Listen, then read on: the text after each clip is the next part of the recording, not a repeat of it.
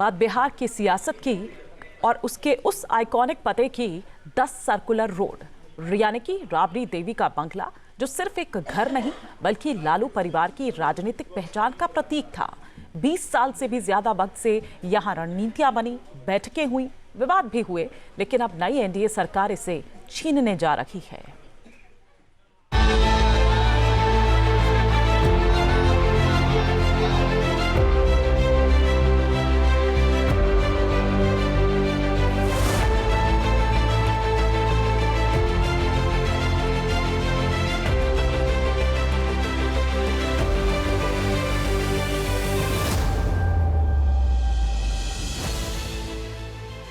बिहार की राजनीति में वैसे तो कई पते मशहूर हैं, लेकिन उनमें से एक पता ऐसा है जिसने पिछले 2 दशकों में सत्ता, संग्राम और सियासत तीनों को करीब से देखा।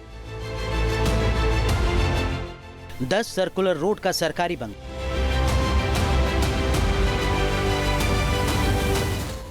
ये वो बंगला है जो लंबे वक्त तक पूर्व सीएम राबड़ी देवी, लालू प्रसाद यादव के परिवार की राजनीतिक पहचान बनकर रहा।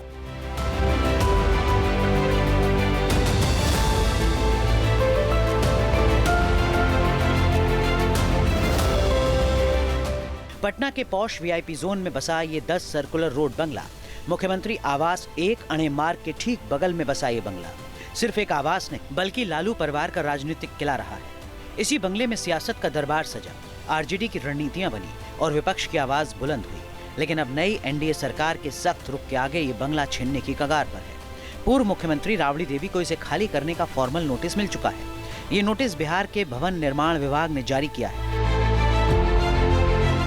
जिसमें लिखा है कि चूंकि राबड़ी देवी अब बिहार विधान परिषद में नेता प्रतिपक्ष के पद पर हैं, इसलिए उन्हें नेता प्रतिपक्ष के कोटे से होर्डिंग रोड पर आवास संख्या 39 आवंटित किया जा रहा है। बिहार की पूर्व मुख्यमंत्री राबड़ी देवी के घर को खाली करने का आदेश जो है वो राज्य सरकार ने दिया है। इस वक्त हम 10 नंबर यानी कि 10 सर्कुलर रोड राबड़ी आवास के बाहर हैं, जहां पर थोड़ी देर पहले भवन निर्माण विभाग के द्वारा एक पत्र जारी किया गया है, जहां पर लिखा गया है कि नेता प्रतिपक्ष बिहार विधान परिषद के आवासन हेतु पटना केंद्रीय पुल एवं आवास संख्या 39 हार्डिंग रोड पटना जो है वो दिया गया है। देखिए, फिलहाल राबड़ी देवी इसी घर में रहती हैं। 10 सर्कुलर रोड है, यहाँ पर खुद लालू प्रसाद यादव, राबड़ी देवी, नेता प्रतिपक्ष तेजस्वी यादव, तमाम लोग जो है वो यहाँ पर रहते हैं।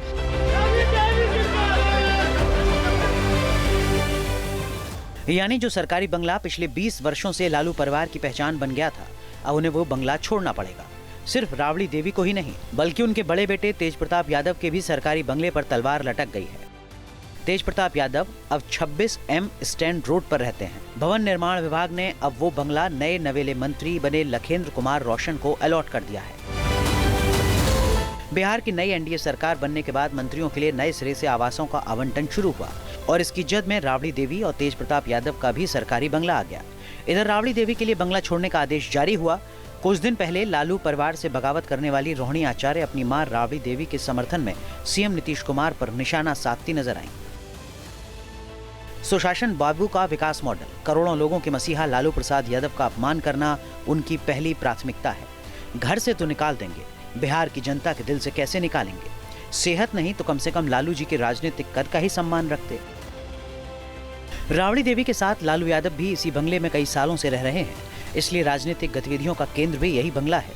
पिछले 20 सालों में लालू परिवार ने हर छोटे बड़े राजनीतिक फैसले इसी बंगले से लिए। अब करीब 2 दशकों के बाद इस बंगले से हटने का आदेश सिर्फ घर बदले जाने जैसा नहीं बल्कि एक बड़े राजनीतिक संदेश के तौर पर देखा जा रहा है। जो एमपी बन जाते हैं, लगातार रहते हैं एमपी, तो उनके नाम से आवंटित भवनों को रद्द नहीं किया जाता है।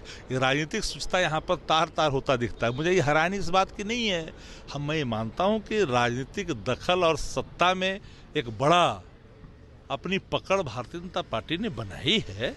अब पूरी शासन की बागडोर भाजपा के हाथों में है, क्योंकि जिनके यहाँ ये विभाग है वो तो समझदार आदमी है, लेकिन बावत भी अगर ये फैसले भाजपा कर रही है तो ये तो बड़ा चिंता का विषय है। लेकिन राबड़ी देवी का बंगला खाली कराए जाने की वजह सिर्फ राजनीतिक बदलाव नहीं, इसकी जड़ तो खुद राबड़ी देवी के बेटे तेजस्वी यादव की एक जिद बनी थी। साल 2015 में महागठबंधन सरकार बनी तो तेजस्वी यादव डिप्टी सीएम बने और उन्हें 5 देश रत्न मार्ग का आवास मिला। साल 2017 में सरकार बदल गई और तेजस्वी यादव को बंगला खाली करने का नोटिस मिला। तेजस्वी यादव इस बंगले के तामझाम में काफी खर्च कर चुके थे।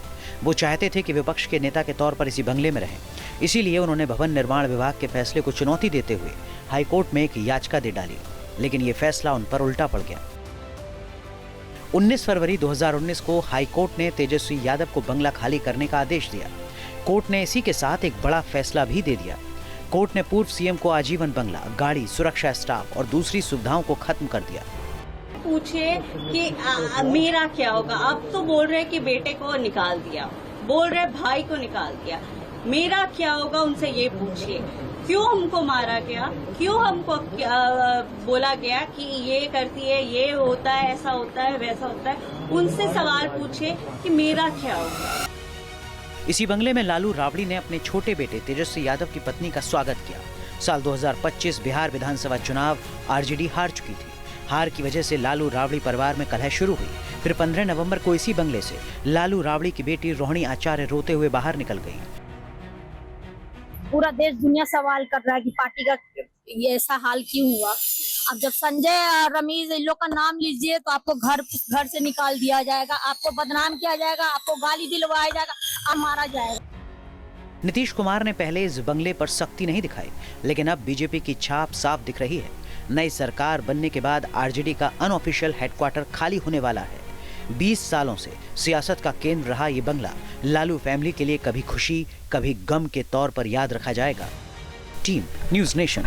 जहां भक्ति है हर शब्द में, कथाओं में छुपे हैं दिव्य रहस्य और ज्योतिष देता है जीवन को दिशा। धर्म से जुड़ी हर बातों को जानने के लिए हमारे चैनल स्तुति को सब्सक्राइब करें।